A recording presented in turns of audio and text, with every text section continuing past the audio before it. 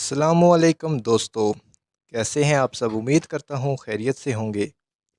دوستو، آج میں حاضر ہوں ایک نئی کہانی کے ساتھ۔ ایک کسان اپنے کھیتوں میں بیج بو رہا تھا۔ صبح کا وقت تھا۔ علاقے کا نواب سیر کرتا ہوا وہاں سے گزرا۔ کسان کو محنت سے کام کرتے ہوئے دیکھ کر نواب نے سوچا کہ کسان سے اس کی خیریت دریافت کرنی چاہیے۔ وہ گھوڑے سے اترا اور کھیت کے کنارے پہنچ کر کسان سے پوچھنے لگا، کیوں بھائی، کھیتی باڑی میں تم اس قدر محنت کرتے ہو، کتنا کچھ کما لیتے ہو، کچھ فائدہ بھی ہوتا ہے یا نہیں؟ کسان نے سر اٹھایا اور نواب سے کہا، فائدہ کیا جناب، فصل کٹنے کے بعد اس کے 4 حصے کر لیتا ہوں۔ نواب نے پھر پوچھا، اچھا تو ان چاروں حصوں کو خرچ کیسے کرتے ہو؟ کسان نے جواب دیا، ایک حصہ تو حکومت ٹیکس میں چلا جاتا ہے، دوسرا حصہ قرض چکانے میں ختم ہو جاتا ہے، تیسرا حصہ ادھار دیتا ہوں اور باقی چوتھا حصہ یوں ہی لٹا دیتا ہوں۔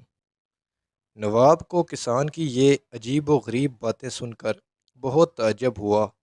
نواب نے حیرت سے پوچھا، تمہاری باتیں میری سمجھ میں نہیں آئیں، صاف صاف بتاؤ، تم قرض چکاتے بھی ہو اور دیتے بھی ہو، ایسا کون سا قرض ہے جو ہر فصل پر ادا کرتے ہو اور پھر بھی ختم نہیں ہوتا، اور وہ کون ہے جسے تم ہمیشہ قرض دیتے ہو، پھر ایک چوتھائی رقم تم یوں ہی اڑا دیتے ہو؟ کسان نے جواب دیا، جناب، بات دراصل یہ ہے کہ میرے والد نے ایک صاحبکار سے رقم ادھار لی تھی۔ والد کے مرنے کے بعد اس کا سود میں ادا کرتا ہوں۔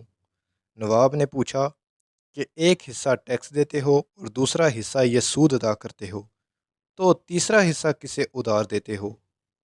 کسان نے جواب دیا، یہ میں اپنے 2 لڑکوں پر خرچ کرتا ہوں تاکہ بڑھاپے میں وہ مجھ پر خرچ کریں۔ نواب نے پھر پوچھا، اور یہ ایک حصہ فضول کیوں اڑا دیتے ہو؟ کسان نے کہا، میری ایک لڑکی بھی ہے، آپ کو پتہ ہے کہ آج کل جہیز کے بغیر شادی نہیں ہوتی، اور جہیز ایک فضول رسم ہے، چوتھا حصہ اس کے جہیز کے لیے رکھتا ہوں، میری نظر میں یہ رقم اڑانا ہی ہے۔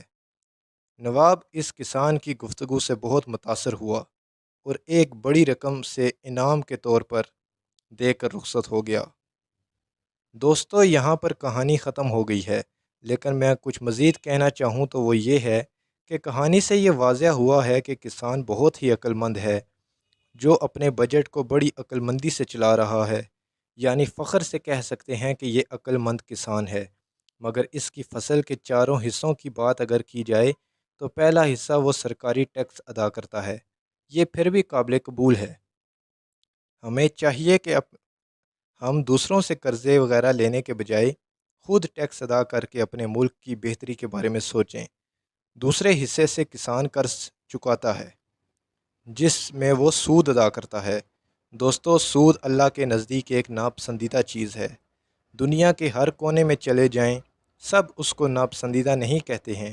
ایک غریب بھی اس کو پسند کرتا ہے اور مالدار بھی، کیونکہ اس میں اس کو فائدہ نظر آتا ہے، چاہے تھوڑا ہو یا زیادہ۔ لیکن میرے اللہ تعالیٰ اس عمل کو بہت ناپسند کرتے ہیں۔ اللہ پاک قرآن مجید میں ارشاد فرماتے ہیں، جس کا مفہوم ہے کہ سود کو چھوڑ دو، اگر سود کو تم نہیں چھوڑو گے تو اللہ اور اس کے رسول کی طرف سے اعلان جنگ ہے، یعنی سود خور کو اللہ اور اس کے رسول سے جنگ کرنی پڑے گی۔ ہم میں سے کوئی ہے جو یہ چاہے کہ اللہ اور اس کے رسول سے جنگ کرے؟ استغفر اللہ، اللہ بچائے سب کو۔ پھر تیسرے حصے کی بات کریں تو کسان ادھار میں دے دیتا ہے، یعنی قرض دیتا ہے، وہ بھی اپنے 2 بیٹوں کو۔ دوستو، یہ قرض نہیں ہے، یہ فرض ہے۔ ہمیں یہ سمجھنا چاہیے کہ جو بھی باپ اپنی اولاد پر خرچ کرتا ہے وہ اس کا فرض ہے، نہ کہ قرض۔ اور پھر اسی طرح اولاد کا بھی ماں باپ پر خرچ کرنا فرض ہی ہے۔ اور آخر چوتھا حصہ وہ جہیز کے لیے اکٹھا کرتا ہے۔ دوستو، جہیز سے خود بھی بچیں اور دوسروں کو بھی بچائیں۔ جہیز ایک بہت بڑی لعنت ہے۔ اسلام میں حق مہر ہے، جہیز نہیں ہے۔